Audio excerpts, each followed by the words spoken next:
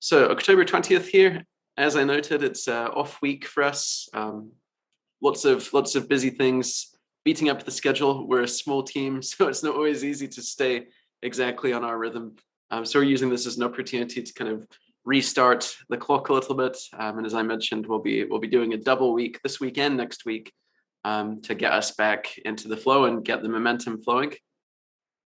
So today we're going to cover a couple of important and interesting things.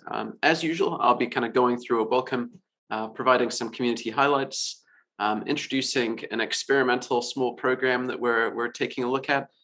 We're going to jump into a more detailed discussion of DORA Metrics, a very, very important feature of the latest release. And then Hajong, Merico CTO and DevLake lead maintainer, is going to provide us with a basic update on kind of what's the latest and greatest in the new release, and interesting things to look out for. And then, of course, we'll open up the floor for any discussion, any questions that you guys might have. As always, drop them in the chat, drop them in the Zoom Q&A, or put them in Slack, whichever is most comfortable for you. So as always, I like to highlight some of our new, interesting, exciting, members of the DevLake Slack. People to look out for, people to DM, people that I think are, particularly interesting people. We've, of course, gained a lot of new DevLake family members over the last week. We're now up to 211, I believe, which is a very exciting milestone for us to eclipse that 200 mark, especially in under a year. I'm really proud of everybody for being part of that. So far too many people for us to properly give attention to. So please don't feel excluded. But some interesting people that I've been chatting with that I certainly want to kind of make mention of. We have a friend of ours, Baiju, who's based in California, here with Hajong and I. Quick little bit about Baiju, and it's part of why I wanted to kind of give him a virtual fist bump today. Baiju was actually one of our kind of friendly mentors when he was working at Verizon, who really kind of got Hajong and I interested and excited about DORA about 2.5 years ago, actually. And even though that doesn't necessarily sound like a very long time, as you guys will probably learn, DORA certainly wasn't so well known back then. It's still cutting edge and it's still coming out. And we're excited to be leading that charge with everybody else, and we'll catch up on that.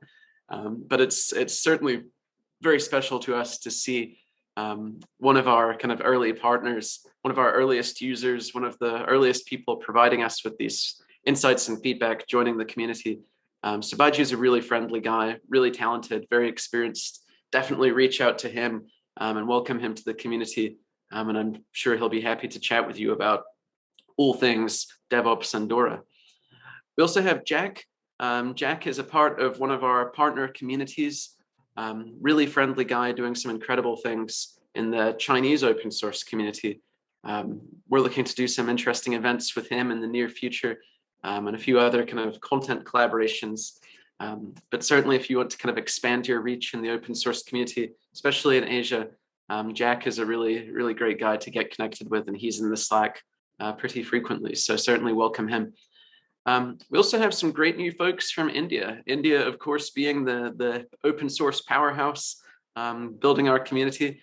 We've got two talented and hungry, passionate young guys here, Muhammad Aleem and Lavakush, both of whom are working on some blogs to feature DevLake, and we're excited to help them out with that and to promote that.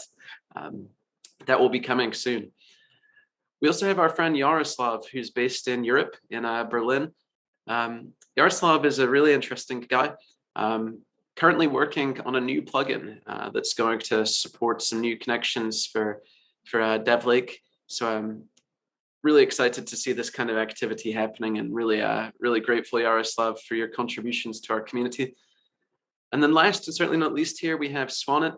Swanit is very interestingly putting together a case study, kind of an essay on the history of Merico. Merico being the company that's launched and supports DevLake. So Swanit, thanks for your interest in everything that we're working on, and I'm really excited to help you with your case study and essay. So as some quick highlights, some important things. As I mentioned, we're now 211 DevLakers strong. Such a great milestone. We're only just getting started, so let's keep it pushing. As always, invite people. If you have ideas for how we can be better, how we can be more engaging, send me a note, and we'll always be up for conversations and figuring out how to keep evolving. We have a few really good interviews in the upcoming pipeline. I'll be announcing these dates as soon as we've got them confirmed. All these people are really busy, so it can be challenging sometimes. But some upcoming highlights that I'm excited to share with you. All great friends of mine as well. Jim Jagielski, who's the head of the open source program office at Salesforce, one of the leading tech companies in the world. He's also one of the co-founders, original kind of co-founders of the Apache Software Foundation. Really, really incredible guy. Lots of remarkable stories. Hopefully we'll be speaking with him next Thursday if all the schedules stay to plan, and I can't wait to share that with you. We also have one of our friends, Avi Press. He is the CEO of a company supporting the open source community, a company called Scarf. We'll be doing a Twitter Spaces with Avi in the near future, as well as some other guests. You'll want to stay tuned on that on Slack. You won't want to miss it. I think that'll be a really interesting conversation on the future of open source. And then lastly, a new friend of mine from the open source conference, ApacheCon New Orleans, James Kunstler, who's a data scientist and software engineer at Red Hat. We'll be chatting with him soon. He's a passionate user of DevLake. We're looking to collaborate with him and his team further. We'll be chatting with him soon. And of course, don't forget, we had a fantastic virtual event last Friday for Hacktoberfest. Next Friday, we will be having the in-person follow-up where we'll also be streaming it online. We'll be sharing more details of that on Slack in case you missed it. But if you're in the area in India, we'll share all those details. Definitely feel welcome to join. Space is limited. So let me know if you want to go. That way we can make sure you're on the list and prioritize you at the door, because we have 70 seats and we have more than 70 people registered. So an exciting thing. So that's happening next Friday. Be on the lookout for those details. And if you're able to join, make sure you do. And we'll, of course, be streaming it live, and we'll be releasing the recordings shortly. So as always, I want to give a fist bump to all of our newest PR authors. I'm not going to even try and read out all of these. It's difficult to read GitHub handles. But please feel recognized, feel loved. We're so happy to have your names on here, and we're so grateful for your contributions to DevLake. For those of you that are interested in making contributions, making PRs, just send me a note or Hojong a note if you're feeling lost. We welcome everybody. If you're brand new to open source, we'll help you get up to speed. If you're a veteran and looking to do something very specific, we'll also welcome you and help guide you on what's going to be most impactful and what's going to make sense. We're here to help because you're helping us. So send us a note if you're looking to get involved. And we're so excited to see all these great new names here on the board. So a quick note that I wanted to share. This is a very, very new development, and it's experimental. As I mentioned in the agenda, wanted to share a quick bit of background on this upcoming kind of event bounty program. So what is that? Well, it's pretty self-explanatory. We had a great bit of success last Friday with our virtual event. Things are looking like they're going to be very successful for this in-person event next Friday. And we want to empower you guys to do more kind of decentralized event planning, if you will. So if you have an interest in hosting a hackathon, hosting a dev data talk, doing a kind of deep dive on DevLake, if you want to do a DevOps meetup of some kind, you want to pull some friends together to talk engineering data or engineering productivity or anything that you think is relevant to DevLake, shoot me a note, and we'll be happy to collaborate with you to help organize the event, help support it. We'll give you a bit of cash to buy food for your guests. We'll send you some shirts. So nothing too formal here, but it's something we want to encourage, and we want to certainly let our community know we're here to help, we're here to support. So if you have a small event that you want to host in person or virtually in your community, just send me a note and we'll happily help you out and figure out how we can support it. So that's the event bounty program that we're testing out, and welcome you guys to dive in on. So now for the main event, of course, our latest release. You've probably seen it on Twitter. You probably tuned in for our last session where we previewed a lot of this. You've probably seen the blogs.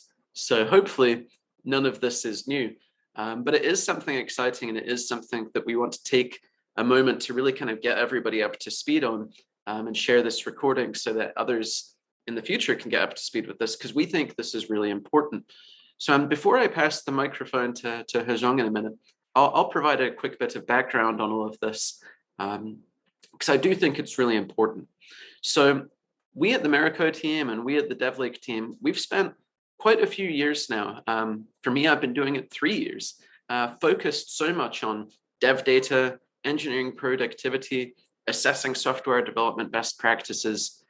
And here's the spoiler alert for it. It's really tricky. It's really tricky, and there really isn't a single approach that works for everybody. Every team is different, and there's so many challenges. We've also learned that people can be kind of scared to deploy their own metrics, right? You're scared of what you should be focused on, how you should measure it. Are you going to be paying attention to the right things? Are you going to upset people?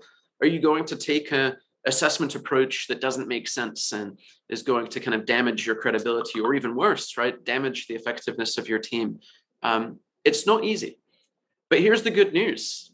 There is a fantastic team of researchers who spent probably collectively the last 10 years reviewing hundreds and hundreds and hundreds of high performing development teams of all sizes, really trying to figure out what are the common ingredients that make great teams great, and what are the attributes that actually result in success, and how do we define success? And the output of that work over this kind of multi-year research effort that Google has ultimately championed, they've acquired that team, they put out the research. The output of that is DORA.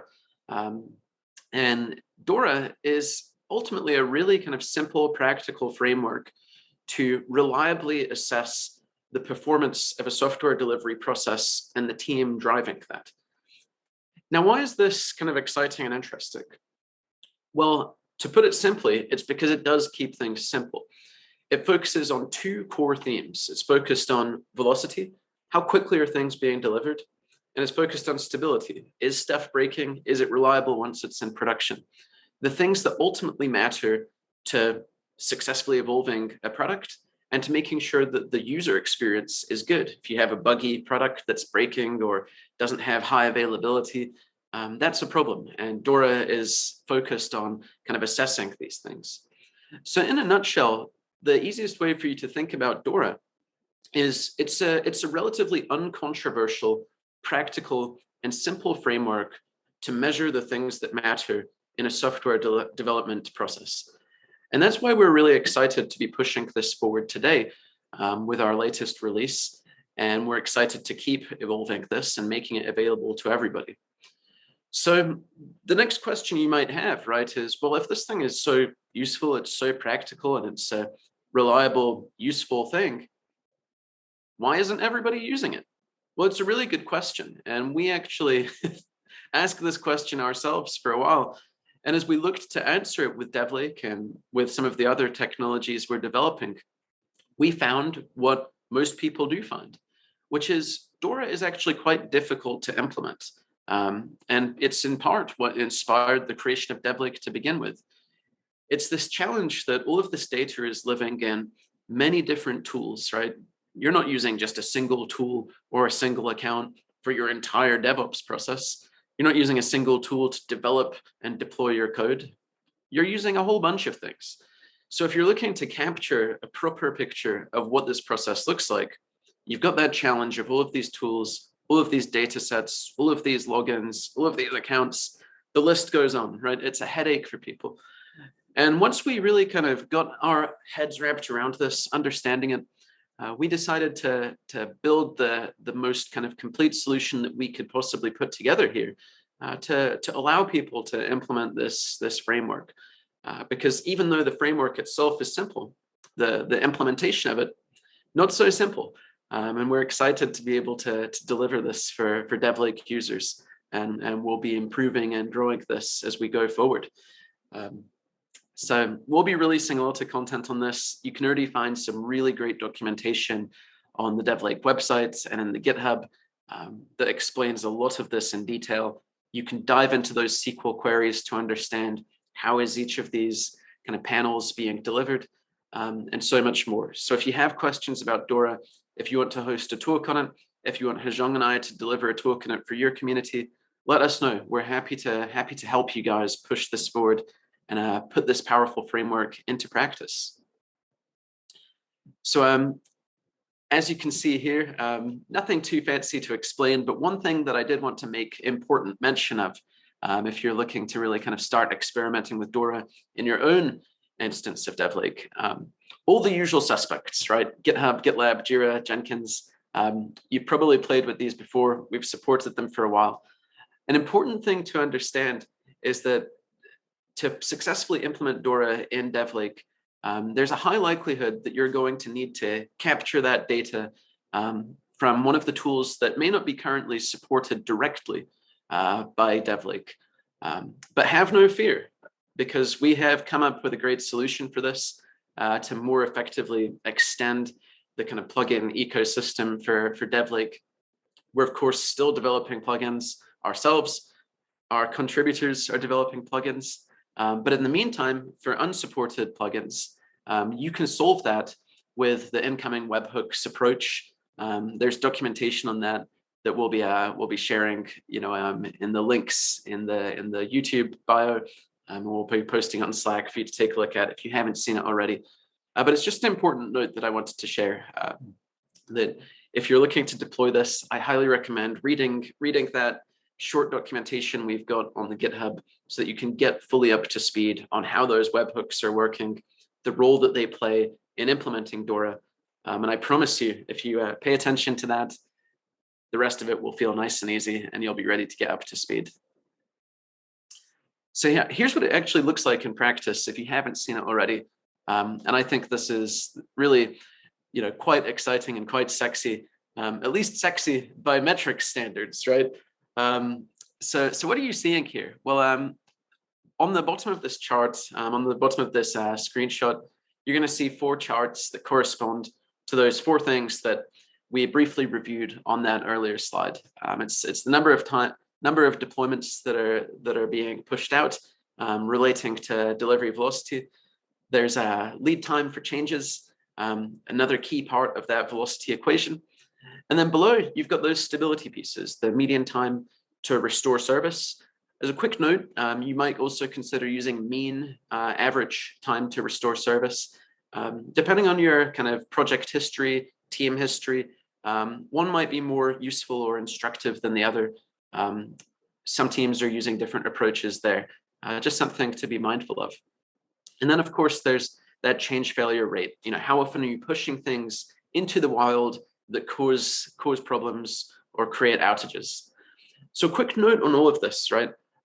Some of this requires your own definitions, right? So DORA is not going to be identical for every single team. And of course, as with anything, you can make yourself look really good or really bad depending on your own definitions on a certain level.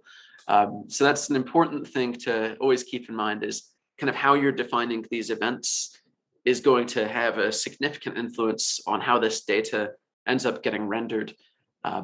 We have a pretty good overview of that in the documentation. And certainly if you're in need of support to figure out kind of how you can properly kind of prepare everything to get these metrics as accurate and useful as possible, we're happy to help. Now, the last thing that I want to mention on this screenshot that I think is perhaps the most interesting and exciting piece of this is at the very top here, this table that maybe doesn't look so interesting as you first glance at it, but it's actually extremely interesting once you figure out what's going on here. So there's always this question, right, with metrics of any kind, where if I tell you I'm giving you 100,000 units of money, great. Is that a lot of money? Is no money at all? Can I buy the Ferrari I've always dreamed of, or am I going to struggle to buy a hot dog? If those units are ambiguous, it's unclear, right? We need benchmarks. We need things that put these metrics relative to something so that we can better understand them. And this is where this gets extremely exciting, is we're also including the standard DORA benchmarking features directly in DevLake. So now you're actually going to be able to compare yourself to this enormous data set that we didn't create. This is the work of many talented researchers across many thousands of teams across many years that defines DORA performance in these 4 categories: low, medium, high, and elite, based on some very nicely defined standards. So now with this framework, what do you have? You've got 4 metrics, just 4. Nice, clean, simple, and easy for you to be able to optimize your team, your performance, your projects, your products. You can optimize it on the things that matter: velocity and stability. And not just that. Now with this, you're going to be able to jump into this table, and you're going to be able to see with so much more clarity than ever before, where do we actually stand on how we're performing? Are we effective in kind of our delivery speed? Yes or no? And this is going to be able to answer it, to be able to say, actually, yes, you are. And you're in the kind of high performing category. And that will help you understand what's it going to take to get us to this kind of elite level. Maybe you're going to be able to find, okay, we're actually elite in many spaces, but in this one important measure, we're really struggling. What makes that so exciting is this is going to remove so many ambiguities, so many blind spots for you and your team to be able to improve and to be able to really kind of take a targeted approach to driving better outcomes for your team, your products, and of course, your users and community. So we're really proud of this release. I think it's really exciting, not just for us, right? I think this is genuinely exciting for the software development community. This is something that was quite challenging to implement and deploy before. And now with DevLake, it's going to be substantially easier. It's as accessible as it's ever been. And I think fist bump to all of our team, all of our engineers. I think this is perhaps one of the most kind of simple and practical approaches to DORA that I've seen. And we've paid a lot of attention to this for quite some time. So that's a kind of overview of what you can expect with DORA, what it means, and why we think it's so important. And I'm excited to chat with any of you about it. So if you have questions, definitely dive into the documentation, check out the blogs if you haven't already seen them. But as always, feel free to direct message me, post in any of the channels.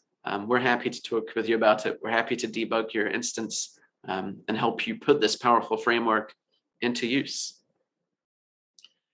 So before I jump in, I missed a slide there, but we've had such a busy week that my good old colleague Zhong, I've not given him time to get properly up to speed with creating a slide.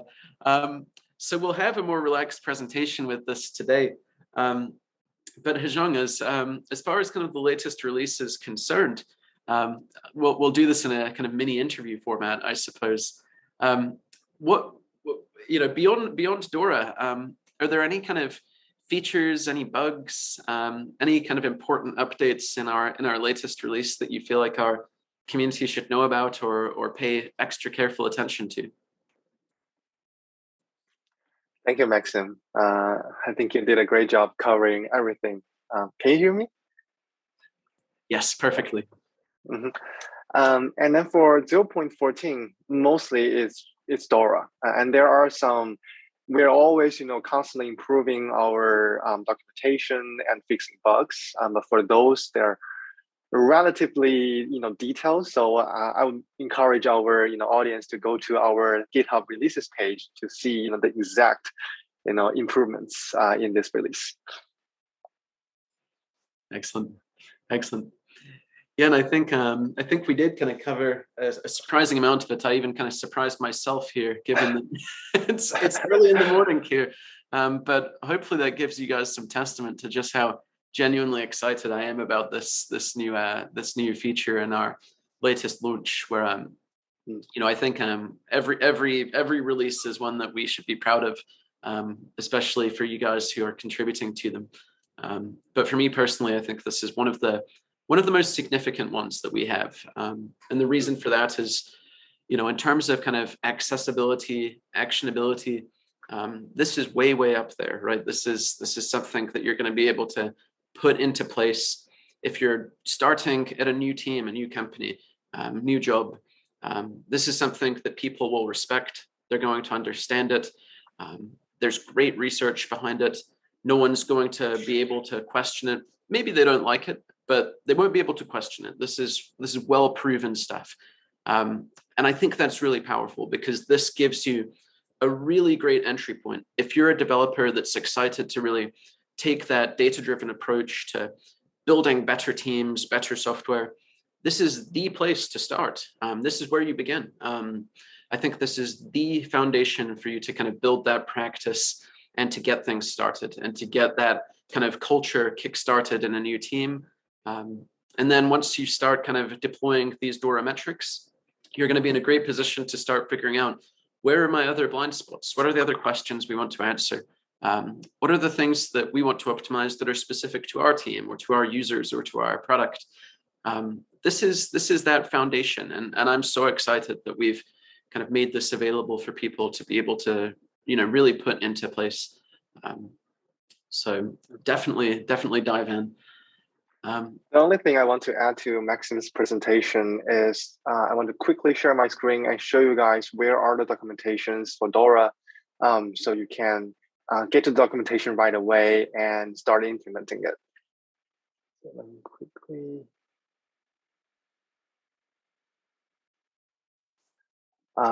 This is, I'll go to our website, and then we have the documentation under our user menus. You can find a DORA section. And we talk about, what are DORA metrics, definition of each metric, how you can use them, why they're useful. And then we walk you through with a real example of how you can set up DevLake and implement DORA metrics with DevLake in 3 simple steps. Just install, collect, and you'll get the report. And a real world example, walking through a virtual team, which uses, GitHub for code hosting, GitHub Actions, and Circle CI for CI/CD, and Jira for issue tracking. So you can see a concrete example of how you can implement this for your team. Another useful piece of documentation is in our plugins, webhooks. So let's say your CI/CD system isn't supported by DevLake yet, then you can use our incoming webhook to push your data directly to DevLake. And here in this webhook documentation, we talk about how exactly you can do that with some examples. So with that, I'll pass the mic back to Maxim. Yeah. Excellent. Thanks, Hajong. Yeah, so with that, guys, a nice kind of brief kind of bonus huddle, as I mentioned, being an off week. We'll be seeing you guys all again next week. If we keep to our plans and we keep to our booking of our speaker, we'll have our speaker next week. We'll be posting this in the Slack. We'll be posting it on YouTube. We're in the Slack as always to answer questions and help you guys out. With that, we'll open up the discussion for questions of any kind. For those of you that are here, feel free to raise your hand. Feel free to post in the chat. Feel free to use the Q&A. And if you want to even come up and use audio to chat with us, you're certainly very welcome to. Hajong and I will stick around for a few minutes here to answer any questions. But otherwise, we'll let you get back to your evenings or mornings, wherever you are in the world. And thank you, as always, for joining the weekly or bi-weekly DevLake Community Huddle. And thanks for being community members of DevLake. We're so grateful to have all of you here. And if you have any questions, we're going to stick around for a few minutes to dive into any of the details that you guys want to cover together.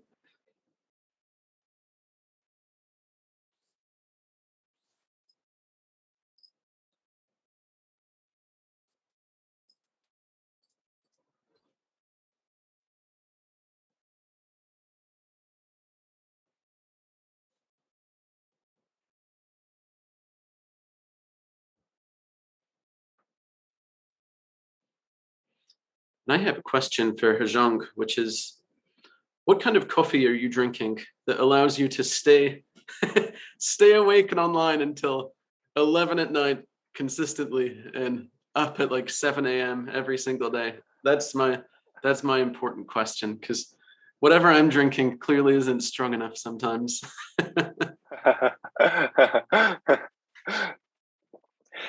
This is a secret tip that I usually don't share, but since this is our community huddle, actually I don't drink coffee because the caffeine doesn't seem to have a very strong effect on me. But recently I discovered a really useful tip, which is meditation. I'm sure many of you are very familiar with this. But recently I purchased an app called Calm. It's one of the best meditation app in Apple Store. And it really helps. Really just 15 minutes of meditation really helped me recharge during the day. So that would be my recommendation. Nice. Yeah, I should get into something like that for sure. And then we've got some questions here. So Shabam, always good to see you here. Shabam's one of our junior developer evangelists, a talented young developer. So definitely reach out to Shabam on Slack if you want to connect with someone awesome in our community. So Shabam asks, can you share some future plans of DevLake? Where do you see DevLake next year? That's a really cool question. Hejong, probably lots you could say on that. But in terms of the kind of your personal vision for DevLake, where you see it evolving, how you see it changing, maybe what plans we have in the more distant future.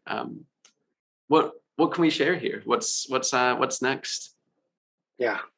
So there's a lot of things I can talk about, but on a very high level is we want to constantly, make DevLake more useful to developers and development teams. So how we can make that useful, I think we want to cover more use cases of developers and development teams. So DORA is, one, I think, classic use case we are getting started in, but there are many more, including the flow metrics we talk about, Shabam, in Slack.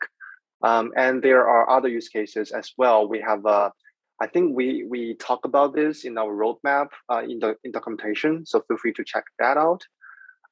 And to support those use cases, I think we need more data sources.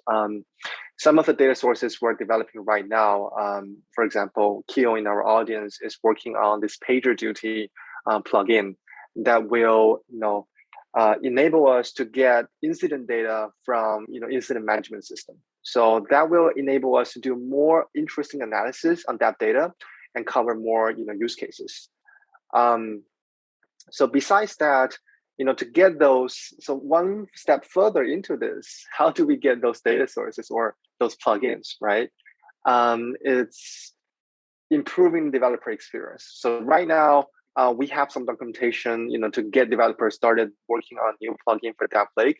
But I do see many opportunities that we can further improve the development experience. So we are working on some, refactoring on the Golang side, but also exploring, a mechanism to help developers to write, plugins in other languages, for example, like Python, might be, even easier than writing the plugin right now in Golang. So, so this would be roughly our, plan or our roadmap for next year is, more useful, more use cases, more plugins, and much more developer friendly for DevLake.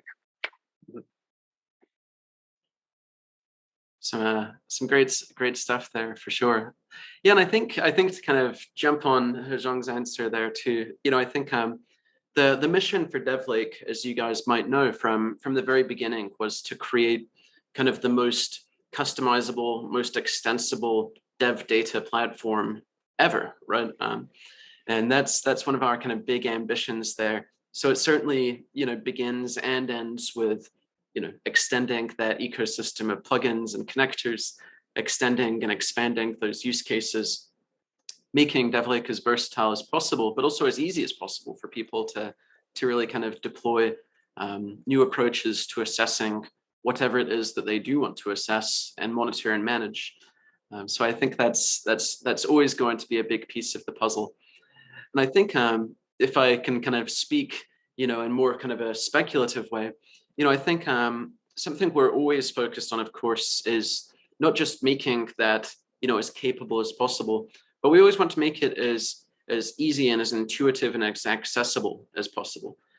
So I think for all of you in the community, as you look for kind of high impact opportunities to really add value to the bigger community and all of the users, that's always something that we're going to be looking to evolve, whether we're polishing config UI and making that easier to navigate and easier to work with and more visually pleasing, or whether we're kind of diving into the guts of DevLake to make it easier to set up new queries and panels, or to QA things.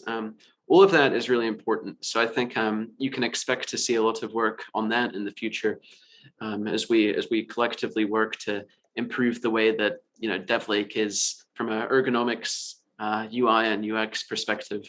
And I want to give a shout out to one of our great community members, Hennett, who's really been kind of collaborating deeply with one of our in-house team, Julian, one of our lead developers. Hennett and Julian have collaborated to really kind of push forward some great stuff in evolving our front end. So I think a lot of usability and user interface improvements are to come for sure. So I see some great chatter also in the Q&A here from one of our good friends, Planikanan. Plani, always so good to see you, and love seeing your name light up in the Slack and the chat. It's a good question, right? The code base is pretty significant, pretty complicated, and it could be helpful to kind of help some, with some documentation. So Shabam, huge fist bump to you for jumping in immediately, offering to help. Plani, we're always happy to help too, and I know you've been jamming with Warren. My key feedback there is, take a deeper look into kind of some of the kind of flow charts, the outline, kind of the architecture and the schema. Use that kind of as your guide to kind of properly pinpoint the pieces of documentation that are going to be most useful for you. But also, perhaps more importantly, because I think the community can help you a lot, send me a note or put it in the channel. Maybe specific things that you're finding particularly kind of challenging to get up to speed with. That's always helpful to hear from you guys on what's not so clear and maybe where things are a bit more confusing or challenging. We always want to make it more easy for beginners. We're also always working on new kind of quick start guides and new introduction guides. So we'll surely be pushing more of those out also.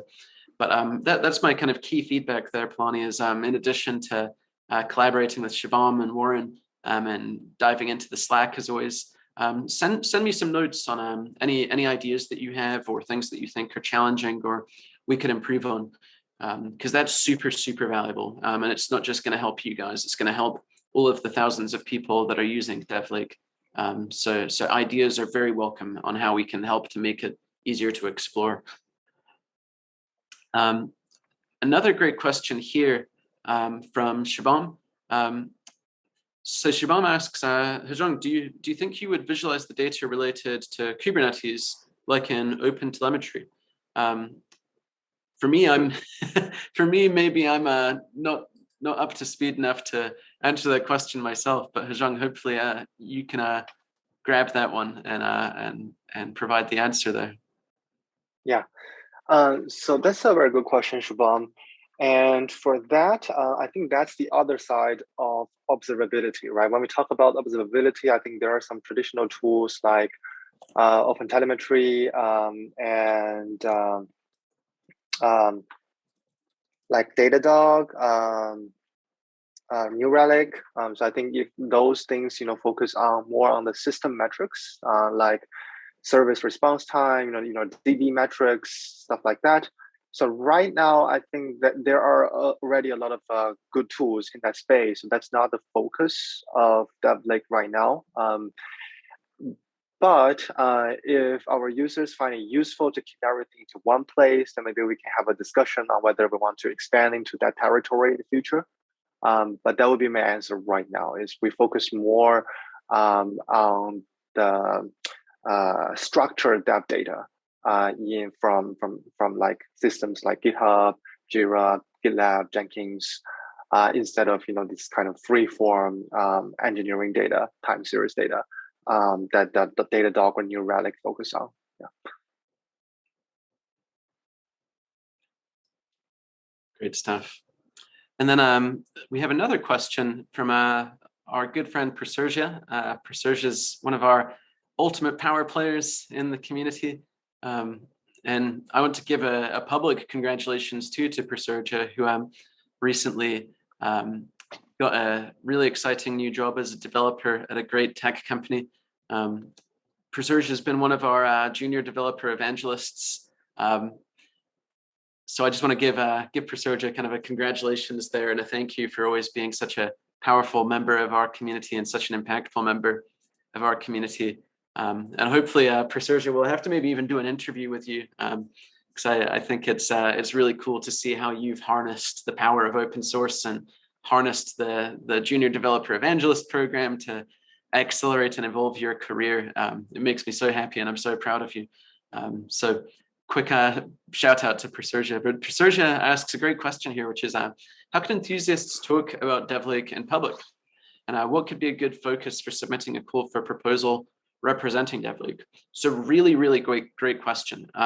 We would love to have you guys evangelizing and sharing DevLake at events and community meetups of all kinds. So I think my simple answer to this is that it's obviously going to depend on the event that you maybe have in mind. So the thing I would say to all of you guys is you're very welcome. You're encouraged. We'll help you. We'll even give you slides. We'll give you talking points. We'll help coach you. I've done a lot of public speaking myself, so I'm happy to kind of help kind of coach you and make sure you're really ready to impress people. We're happy to help.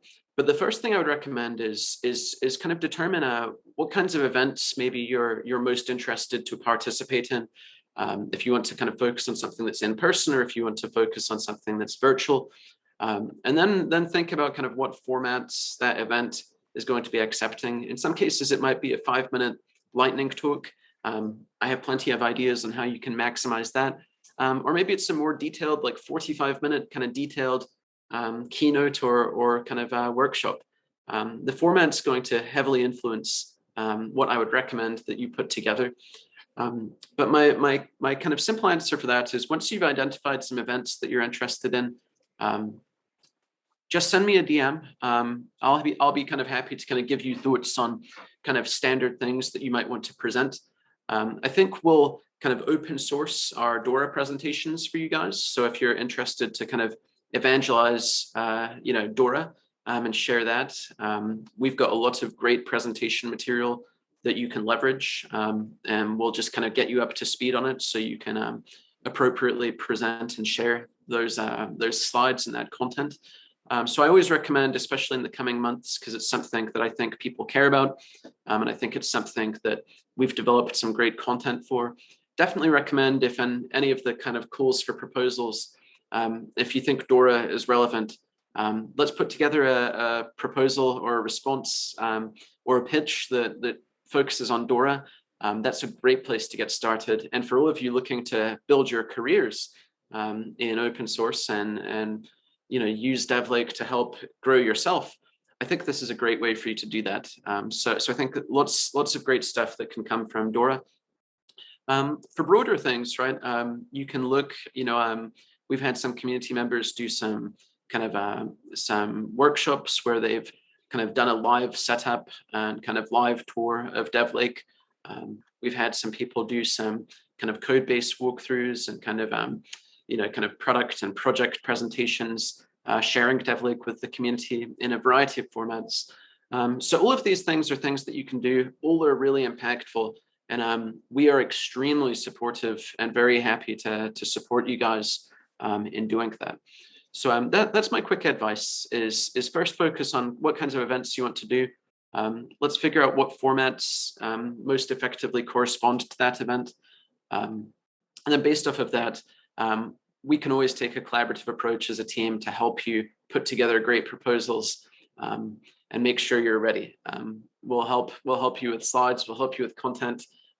We'll kind of informally approve it, right? To make sure you're representing DevLake proudly and most importantly, accurately. And we'll equip you to succeed. So if you guys are looking to do more conference speaking or get involved in more local community meetups and do some speaking, we definitely welcome it. And that's my kind of quick tips. So always feel welcome to DM me to dive deep on this stuff, and we'll give you everything that you need here. So Great answer, Maxim. Yeah. Awesome. Well, this was a really invigorating Q&A, guys. Thanks for sticking around and putting some great questions together. Some good thought-provoking stuff too. So we'll, as always, we'll be following up with the recording on YouTube and Slack. As I mentioned, in accommodating our kind of off-schedule meetup this week, we'll be getting back onto our schedule next week. Lots of good things happening. Next Friday, we've got the in-person DevOps Hack Day that our colleague Joshua is leading. We'll be sharing information about that in the Slack. If you're in the area, definitely try to attend in person, but let us know, because that event is sold out. It's obviously free to attend, but we're already in the great problem of having more registrations than we have seats for. So we're always going to prioritize community members, of course. So if you guys want to attend, just send us a note and we'll make sure that we confirm you, save a seat for you, get a t-shirt for you, all of that good stuff. That's happening next Friday. To follow up on the questions, if you have any good ideas for improving the usability or kind of documentation or kind of quick start guides for DevLake, if you're getting confused by anything, let us know. That's always helpful, and we'll work with you to solve your problem, but also translate that into improvements for our community. And then, of course, if you're looking to represent DevLake, if you're looking to evangelize it, we're not just okay with it, we're excited about it. We want to help you with it. So just let us know what events that you want to focus on, and we'll help you. We'll get you all sorted out to become a DevLake champion and to grow your own visibility and career in the process. It's a win-win. We're always excited to encourage that. So with that, we'll close out today's session. We thank you always for being part of our sessions live. For those that are joining on the recording, we always thank you for jumping into the YouTube and staying involved. And for all of you on the Slack, we love you. We're grateful for you. And we're so happy to have you guys helping us make the world a better place by driving forward data-driven engineering. So thank you guys. We'll see you next week. See you guys.